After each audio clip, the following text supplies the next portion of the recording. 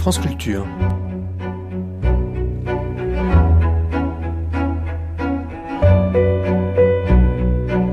France Culture la nuit, une mémoire radiophonique.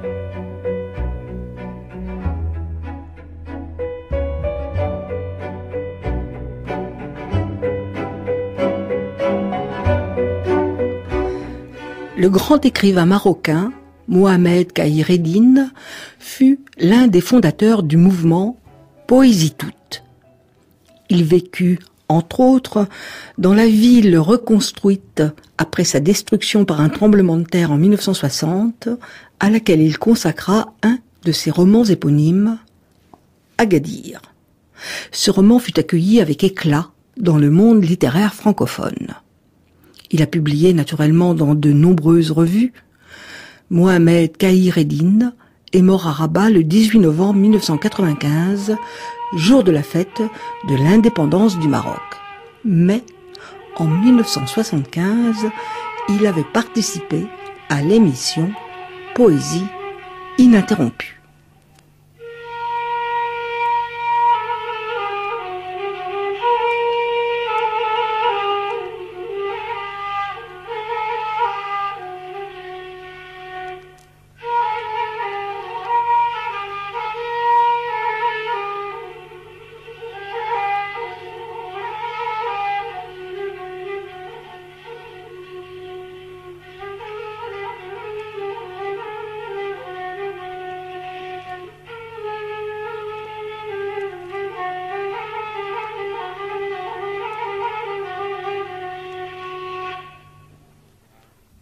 Mohamed Khayreddine, permettez-moi de vous présenter de la manière la plus banale.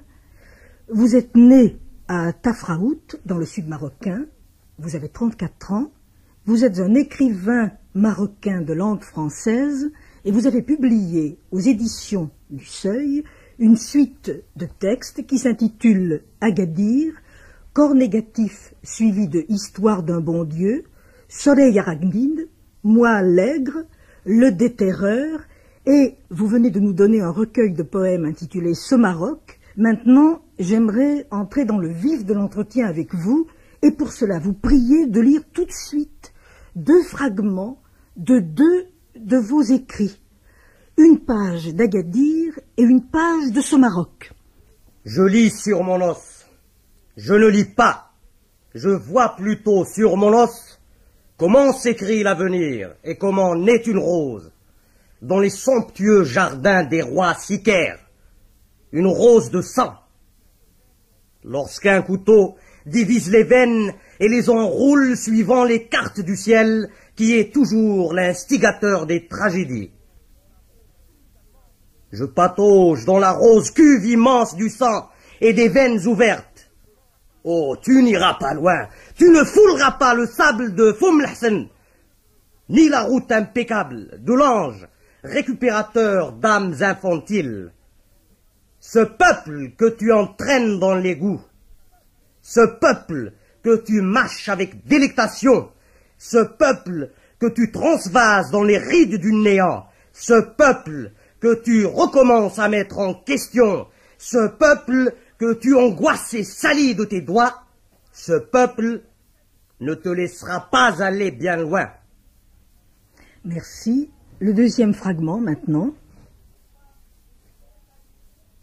Les femmes qui vivent dans ta nuit, les elfes qui ne sont que des feux follets ou des bris de poterie, les sexes fendus verticalement et qui opèrent dans tes neurones, la bouche irrésistible qui te happe dans ton sommeil, les basses et lourdes frondaisons qui t'empêchent de marcher, les murs hauts, le ciel et les galets de la rivière encore naissante, du torrent, de tous les torrents où tu barbotes allègrement, le moindre brin de chardon, les belles hirondelles qui nichent dans les yeux de ta mère, sur la corniche de ta maison, ou dans les colères rassasiées de ton père. La beauté que tu n'entrevois que très épisodiquement, allant parfois puiser une jarre d'eau au puits, la fille morte tombée dans ce même puits au crépuscule, que tout le monde pleura, que tu aimais sans le savoir, ça tombe, les femmes, les oliviers et les palmiers déracinés par la tornade, les tourbillons au loin, vers la montagne sèche, rougeâtre, impossible à franchir, le vieux sud. Merci. Si je voulais caractériser d'une manière un peu facile ces deux fragments, je dirais que le premier s'apparente à une imprécation et le second à une évocation. Mais ce serait insuffisant car l'évocation chez vous, Kérédine, est toujours fustigation. Je crois que pour vous, évoquer et fouetter, c'est tout un. Et en vous entendant lire, il me vient une question qui peut paraître extérieure à votre texte, mais dont je me demande si, en fait, elle ne l'éclairait pas brutalement. Lorsque vous lisez, l'auditeur est frappé par le fait que votre diction est un hurlement continu, ou plus exactement, continuellement un hurlement. Ce hurlement ne suit pas nécessairement les lignes de sens de votre texte. Ce hurlement, au contraire, soulève chaque parcelle de votre texte et le transforme en une sorte de fétiche verbal, ou si vous préférez, en un fétiche cri. C'est normal qu'il y ait chez moi ce que vous appelez un fétiche cri. Pourquoi? Parce que je considère qu'un texte, comme le texte d'Agadir par exemple, est constitué par une théâtralité et aussi par des tensions quasi sismiques, d'où la relation qu'il y a justement entre Agadir et mon écriture. J'ai été très marqué par ce tremblement de terre, j'ai été également marqué par un tas de désordres qui ont eu lieu chez moi, et par, dans mon enfance, quand j'étais gosse, par un tas de choses qui se sont en quelque sorte perpétrées dans le coin. Et c'est pourquoi, le plus souvent, je fais intervenir dans mes textes un certain théâtre. Et ce théâtre ne pourrait être que hurlé. Tous les termes qui composent cette écriture ne pourraient être dits que hurlés. Vous avez parlé de séisme. Et tout à l'heure, je vous disais que, selon moi, évoquer et fouetter, c'était tout un pour vous. Maintenant, je me demande si je ne pourrais pas dire que écrire et trembler, écrire et faire trembler, c'est tout un pour vous. Je pense par exemple à ce déterreur au roman et aussi à son titre. Sans aucun parti pris de découpage, on ne peut pas ne pas remarquer, quand on lit le roman, que terre, se terrer, terreur, errer, fonctionne continuellement dans le texte, le scande. Je me demande si vous avez remarqué cela, cette espèce de nécessité de la coïncidence. Et est-ce que vous pouvez en dire plus sur ce tremblement de terre, sur le rôle d'Agadir dans votre textualité? Il me semble que tout se passe comme si Agadir était le trauma textuel, comme si tous vos livres étaient une propagation du tremblement de texte d'Agadir. Est-ce que je me trompe? Vous ne vous trompez pas du tout. Je trouve même que vous avez bien vu la chose. Il s'agit en effet dans Agadir d'une espèce d'éclatement, d'un éclatement, si on veut, galactique, dont on retrouve des prolongements dans les autres livres. Et ce sont des prolongements bien entendu plus fouillés, beaucoup plus, disons, non point anecdotiques, mais historiques et plus précis, en ce sens que dans le Déterreur, pour ne prendre que ce livre, il s'agit bel et bien d'un type d'individu que je n'ai pas, en quelque sorte, créé, mais de quelqu'un qui a réellement existé. Dans le sud marocain, précisément, c'était un vieillard qui déterrait effectivement les morts et qui les mangeait. Son histoire s'arrête au moment où il a été fusillé. Il a été effectivement fusillé.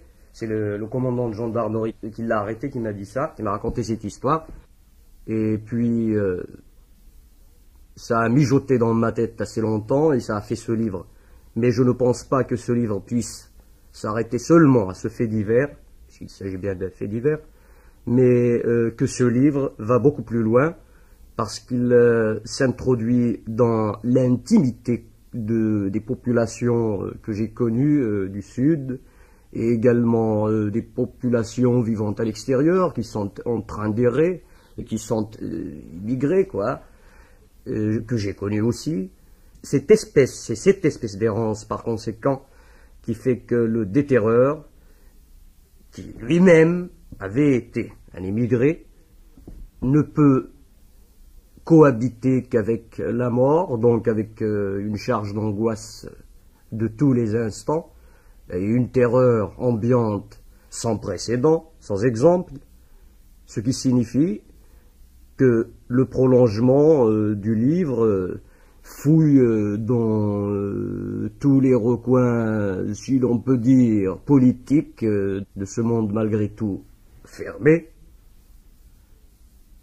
Voilà à peu près l'aboutissement textuel du livre, mais il y a des répercussions poétiques, des répercussions d'ordre humain, des répercussions mentales qui sont l'apanage de tout écrivain. Il n'y a pas seulement du Kérédine là-dedans, il y a aussi un peu de sa famille. Il y a également beaucoup de ses rêves. Par exemple, toutes les choses un peu insolites que j'ai longuement mûries et décrites sont parfois même des rêves que j'ai transcrits, que j'ai fait la nuit, que j'ai transcrits le lendemain. Ce sont des trucs pour moi inexplicables. C'est l'inconscient qui pourrait également refléter l'inconscient collectif de toute une population. Bon, qu'est-ce que je pourrais dire d'autre, sinon qu'il y a là-dedans aussi une espèce d'évocation de l'enfance. Je reviens toujours, même quand je rêve, de toute façon, au lieu de ma naissance, à Tafraout, à Zroado, pour revoir cette terre craquelée. On était, bien sûr, le torrent plein de cailloux, craquelé. C'est tout. Vous me répondez à profusion. Et je voudrais choisir un point pour y revenir avec vous. Vous avez dit intimité des populations. Vous avez dit un gendarme m'a raconté cette histoire vraie. Eh bien, ce qui m'a frappé dans vos textes, c'est la part considérable du bruit, sous forme d'écho, d'ouï-dire. Vos textes abondent en propos rapportés, légendes, mythes. Vous nous les exhumez, pour revenir à la métaphore de la terre, et ensuite, vous leur opposez un nom énergique. C'est-à-dire que cette vox populi, vous la déterrez, et puis, brutalement, vous la mettez à terre. Il y a une sorte de mise à terre de l'écho, en sculptant un paysage, en proposant soudain un relief. Et j'entends relief au sens de l'abrupte, de la découpe, mais aussi du reste. Vous nous proposez toutes sortes de tableaux de reste pour les opposer à cette voix du peuple. Cette fragmentation de l'écho et de la terre et aussi des collectivités relève bien sûr de ce qu'on pourrait appeler l'écho, que j'ai étudié assez longtemps, assez longuement même, dans le sud marocain. Quand on passe par exemple dans ces paysages lunaires, on hurle. On a envie de hurler, parce qu'on se retrouve brusquement seul, on gueule un bon coup et ça se répercute dans toute la montagne. On regarde toutes les pierres pour voir d'où cela vient. Qu'est-ce qu'on voit? On voit uniquement des pierres et une voix qui se démultiplie à l'infini. Cette incrustation du paysage et de l'écho qui se décompose et qui meurt, mais à peine est-il mort qu'on a déjà envie de le faire naître à nouveau. Donc cette espèce de multiplication de l'écho et cette incrustation de l'écho dans le paysage est le symbole, pour moi, de ce figement social des individus, de cette espèce de méfiance qui les caractérise, de cette espèce d'angoisse qui les anime et sans laquelle ils ne sauraient peut-être même pas vivre. d'où évidemment la résurgence de toute une mythologie, de cette littérature orale également que l'on entend dans les souks de Marrakech ou d'ailleurs, de ces espèces de croyances aux djnoun, c'est-à-dire aux esprits, etc. Parce qu'il y a chez moi des coins où il y a un tas de vaisselle cassée, justement sous d'énormes blocs de rochers, et il est interdit, selon certains, d'aller marcher dessus, parce que c'est la vaisselle des esprits, des djnoun. Tout ça, je l'ai dit, mieux encore, dans mon livre à paraître aux éditions du Seuil, qui s'intitule « Une odeur de Mentec ». Bien. Donc, l'individu est déjà, par tradition, hanté. Alors, pourquoi ne serait-il donc pas lui-même une angoisse vivante, ambulante, donc errante, dans ce paysage quasi lunaire? Mais cette parole, elle se précipite à chaque fois dans une crevasse. Vous voyez pour ne pas entendre vos voix, pour ne pas devenir fou de voix. La crevasse, c'est le lieu de disparition. D'accord. Et là, quand j'ai assisté à certains enterrements au Maroc, j'ai vu tout de suite que on creusait un trou horizontal, on creusait un trou, pas très profond, et puis il y a un tas de bonhommes qui sont là et ils ne chantent pas, ils prient, mais ils prient à haute voix. Donc, l'écho lui-même, le mort qu'on enterre, font un. Sans cette voix qui l'accompagne, il ne saurait plus avoir accès au paradis.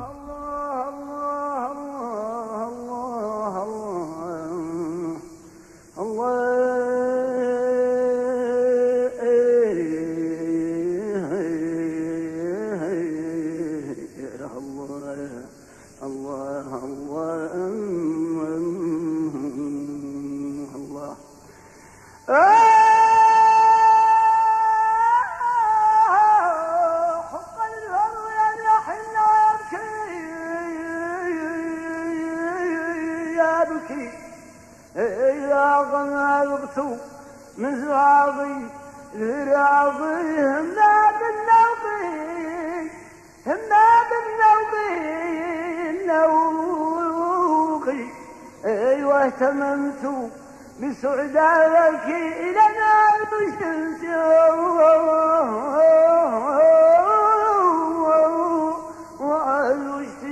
واشتياقك لا وجدنا إلى الفراق سبيلا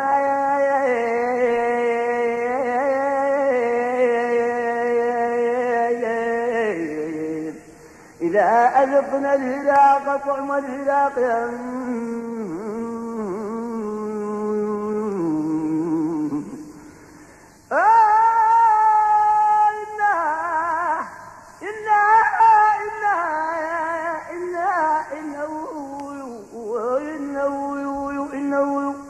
إن هذا التسليم يناظريه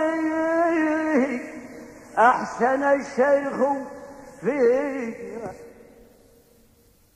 Ainsi parlait-il, pendant que très tranquillement je me dirigeais vers une de ces merveilleuses statues qui ornent certaines villes anciennes et leur donnent du même coup un cachet hypnotique.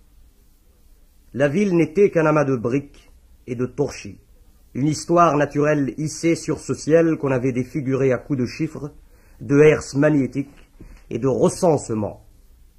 Je ne puis délaisser mes frères, même les policiers qui gémirent dans le thorax de mon peuple. Je ne puis que leur dire de se relever, moi, debout sur mes catastrophes. Il est nécessaire à présent que tous se dressent sur le monticule de ma peur, que tous en finissent avec leur fuite, tant en auto qu'en imagination. Il est indispensable que tous, une fois pour toutes, se mettent à ne plus penser qu'aux futurs atroces qui, depuis très longtemps, usent nos ongles. Ah, tu ne les ronges plus. Ah, tu les as bien aiguisés. Ils t'iront bien, mon ange. Je vécus alors sur une ère de scorpions.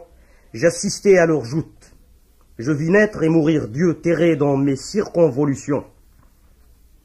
Rien ne fut plus présent que mon amertume. sachant que cette ville 1000 fois historique se désintégrait maçonniquement, ses enfants adultes comme non-pubères se consumant dans la sodomie que d'aucuns honorent dans leurs textes inadvertants. Mais ils oublient que Mririda passa par là, et sur le cyprès Tanga, chanta contre la boule la plus haute de la Koutoubia. Le vent lui-même me le répète, crissant dans mes oreilles, dans mes yeux, se jouant de vous, monceau d'atrocités répugnantes. Morte dans ma rétine. Mririda qui ne chanta que ma mort, la voracité étant exclue à jamais de ma trempe. Cette ville ne m'en dit pas plus. Elle se transmuait en algues chaque fois qu'un de ses habitants me parlait. Cette ville ne fut qu'une éponge absorbante et qui revomissait les corps qu'elle avait avalés. J'en sors donc, je m'en vais donc te retrouver, retroussé dans ta peur, ton désarroi et ta honte de ne pouvoir jamais me suivre où que j'aille.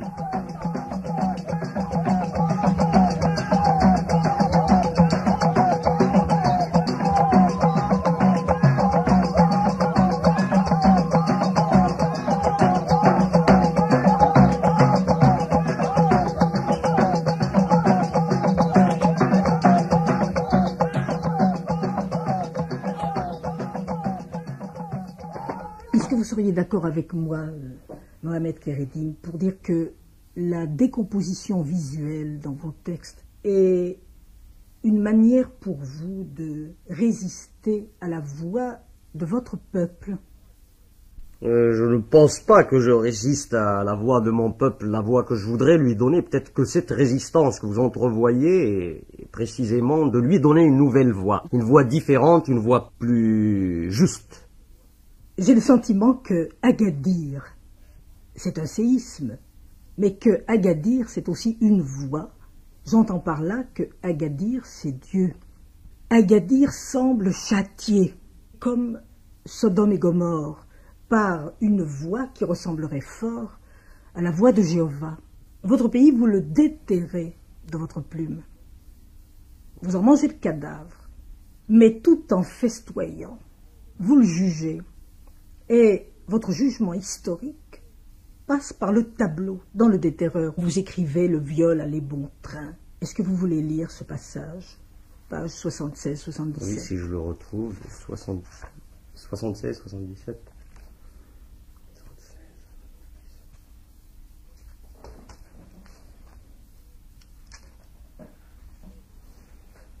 Le viol allait bon train. Les villes sentaient la misère, le sperme, le stupre. La prière enveloppait tout cela comme pour le protéger des désordres épisodiques qui mettaient à feu et à sang les périphéries, les quartiers décrépits et les bidonvilles. Les jacqueries se soldaient par des centaines de morts, les paysans croyant pouvoir endiguer le flot des oppresseurs avec leurs seules fourches et gourdins. Les terres nouvellement décolonisées étaient attribuées aux dignitaires les plus méritants. Elles restaient en friche, mais gare aux cutéreux effrontés qui en réclamaient une maigre part. Tout le pays tombait en ruine, étincelant par-ci par-là de scolopendres savamment disposés autour des palais et des villas. Mais personne ne s'y méprenait.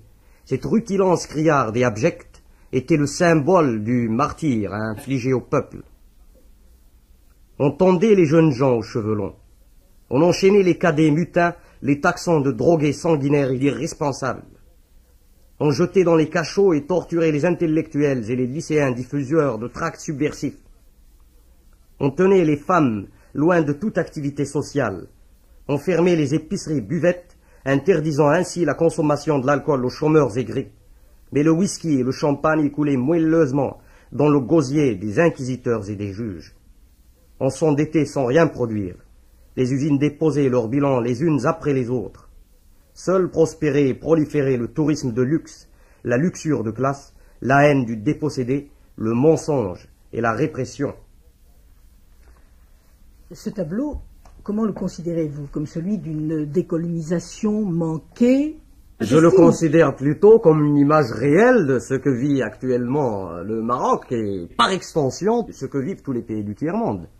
Il y a eu, bien sûr, une certaine colonisation, une grande colonisation même, abjecte, mais après cette colonisation, je veux dire que les maîtres n'ont fait que changer de masque, quoi. Et ce jugement historique, je voudrais vous demander très précisément à partir de quelle situation vous le portez. Parce que, pour moi, j'y vois la marque d'une éthique libérale et religieuse qui peut-être ne se saurait pas, à moins qu'elle ne se sache, je n'en sais rien, vous allez me le dire. Mais la conscience du déterreur, de vous écrivain déterreur, cette conscience dénonce le mal historique à partir d'un point idéal et universel, d'un point privilégié, ce qui me semble typique d'une critique libérale. En même temps, ce déterreur se fait Dieu. Et quel Dieu, nous l'avons vu, biblique. Enfin, vos textes sont d'un très haut niveau de langue. On pourrait les dire élitaires. Je reviendrai dans un petit moment parce que je ne veux pas vous poser toutes les questions à la fois sur votre lexique. Mais êtes-vous d'accord avec moi sur ce point de votre jugement tel que j'essaie de le définir? Comment vous situez-vous comme écrivain marocain de langue française fustigateur? Je crois que je suis un écrivain engagé, quoi, militant. Je milite évidemment par mon écriture, c'est mon outil de travail. Et lorsque vous avez parlé de ce châtiment divin à propos d'Agadir, c'est qu'en effet, beaucoup de gens là-bas y croyaient que ce séisme, c'était un châtiment divin, et d'autant plus que ça a eu lieu en plein mois de Ramadan. Mais en fait, scientifiquement parlant, je pourrais vous dire une chose, c'est que à Agadir passe effectivement la ceinture sismique, qui passe aussi par l'Italie, je crois, oui, le Vésuve, tout ça, la Yougoslavie, etc. C'est la ceinture sismique jusqu'au Japon et qui fait le tour du monde. Vous récusez donc cette position que je croyais entrevoir, que j'appellerais libérale trait d'union religieuse. Je ne pense pas que je sois religieux, je ne le suis pas du tout, je suis athée. Mais si je fais intervenir les divinités, si ceux-là, plutôt, je ne les fais pas intervenir, puisque c'est davantage des ancêtres qui interviennent dans mes textes, dans mes écrits. C'est eux qui viennent surveiller les vivants, c'est-à-dire les critiquer et même les maudire, n'est-ce pas? Tout ça, c'est parce que le peuple y croit. C'est sa croyance que j'essaie de donner nettement telle qu'elle est. Il est vrai d'ailleurs que ce que vous appelez des faussetés, votre parole, à tout moment, les met en échec, les désavoue. Aussi bien ce n'est pas à ce niveau-là, au niveau des faussetés que croit le peuple et que vous rapportez, que je situe votre libéralisme encore marqué de religion selon ce que je pensais. C'est un niveau, je dirais, de fiction, où vous apparaissez vous-même comme le Dieu castigateur. Vous voulez dire par là qu'il y a une parole prophétique, en quelque sorte? Oui, oui, mais à laquelle vos textes semblent croire profondément, tout en la mettant en échec par une parole scientifique. Vous avez prononcé vous-même le mot de scientifique, et ce qui frappe, et cela fait partie d'ailleurs du haut niveau de langue de vos textes dont je parlais tout à l'heure, c'est le nombre de mots scientifiques technique dans vos ouvrages, scientifiques et techniques. Oui, oui. Et je dirais de mots difficiles. Je voudrais citer quelques-uns de ces mots. Bien sûr, vous me direz, Hysope, c'est connu, Caillasse, pourquoi pas, mais tout de même, quand on voit dans 50 pages, Hysope, Caillasse, Séraste, Oléandre, Cinq, Oképi, Pleurote, sans parler de Lagon et Nopal, le plus commun, on est en droit d'admirer. Oui, et aussi d'admirer et aussi de se poser une question sur le double rôle que pourrait avoir cette nomenclature scientifique. Est-ce qu'elle ne serait pas, d'une part, au service d'une certaine beauté formelle, comme au XIXe siècle par exemple, mais aussi, plus profondément, plus secrètement, est-ce qu'elle ne serait pas l'arme que vous dirigez contre votre délire, au sens, je m'empresse de le dire, positif du terme? Tout écrivain est d'emblée taxé de délirant. Ah ben j'ai rencontré un jour Claude Roy, il a dit « Ah, c'est ça le poète délirant !» Je crois que lui, il a dit ça pour s'amuser comme ça.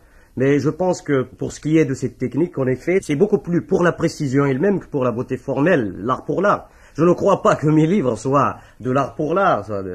C'est des choses qui existent réellement, c'est vivantes, quoi. Je pensais, oui, mais je pensais que pour une faible part, donc c'était une sorte de soutien formel, mais que pour une part beaucoup plus grande, c'était une arme contre votre délire textuel. Et là, je voudrais vous faire vous souvenir d'un texte du Déterreur où vous parlez des bouts de craie qui sont introduits, des mots qui sont déglutis, où le mot est dégluti comme une chose. Je vais vous dire une chose, je l'ai écrit parce que j'aime beaucoup Artaud, Antonin Artaud, et lorsque je dis « il », c'est Antonin Artaud dont je parle, qui est aussi une sorte de Déterreur. C'est évidemment de lui que je parle, et les gens peut-être reconnaîtraient, en voyant Marseille, que je fais allusion à lui. À toutes ses pérégrinations, à son errance. Il s'asseyait sur un tas de chiffons, se tordait. Vous voyez, la théâtralité d'Artaud, elle est là. Le théâtre Alfred Jarry, tout ça, tout ça, et c'est ce que je voulais dire par là. Il s'asseyait sur un tas de chiffons, se tordait, soufflait bruyamment, s'arrachait la peau à coups d'ongles, s'introduisait dans la bouche et les narines des bouts de craie jaune, rouge, jamais blanche. Il ceignait une couronne de bois de jujubier, référence au Christ, parce que le Christ, j'ai lu, je sais plus où, peut-être cette couronne d'épines, c'était du jujubier, une branche de jujubier. Il ceignait une couronne de bois de jujubier ou de fil de fer barbelé, hurlait, se convulsait, apparaissant tour à tour, maigre ou gros, éclairant la disparité des planches, fusant de lui-même et brisant toutes les attaches de son corps. Marre de nuit noire immarcessible, il déglutissait tous les mots, les râpait et les rejetait dans un fracas tel que les rares spectateurs étaient précipités dans un cauchemar fétal, clapotant irrégulièrement entre les parois d'une tumeur oubliée. Je crois qu'on pourrait s'arrêter là. Ça décrit bien la théâtralité d'Artaud et la façon même d'être d'Antonin Artaud, qui est également un Déterreur.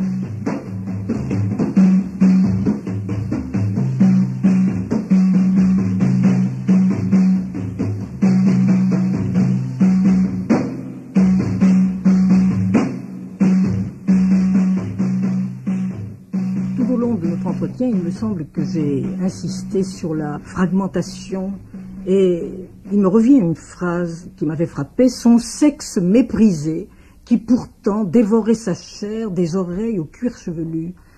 Je voudrais savoir si dans votre texte le sexe n'est pas un cas particulier du fonctionnement du relief. Je pense à la vaisselle brisée ou de la crevasse sismique. Le sexe est très lié à mon écriture. En ce sens que, lorsque par exemple je parlais de son sexe méprisé, etc., il s'agissait d'Antonin Artaud. Antonin Artaud, comme chacun le sait, détestait le sexe, la sexualité, etc. Quand il était à Rodez, il crachait sur toutes les femmes, etc. Sauf sur madame, je ne sais plus comment il s'appelle, madame Ferdière, voilà. Bon, je ne sais trop pourquoi, mais enfin, j'ai lu quelques lettres d'Artaud à propos de ça. Bon, c'est très important. C'est pourquoi je dis son sexe méprisé.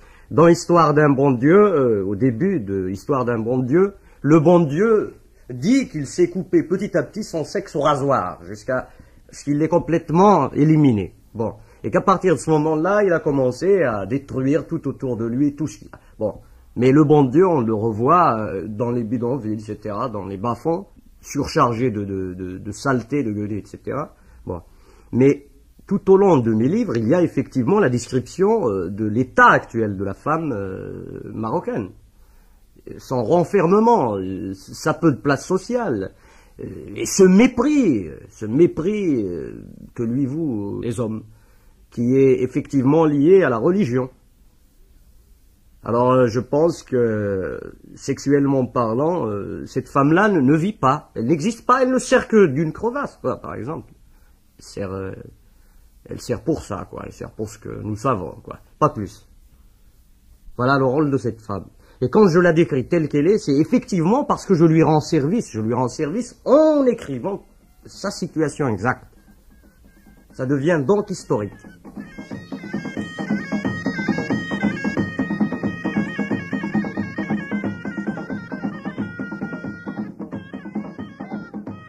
Cette émission a été diffusée pour la première fois le 19 octobre 1975.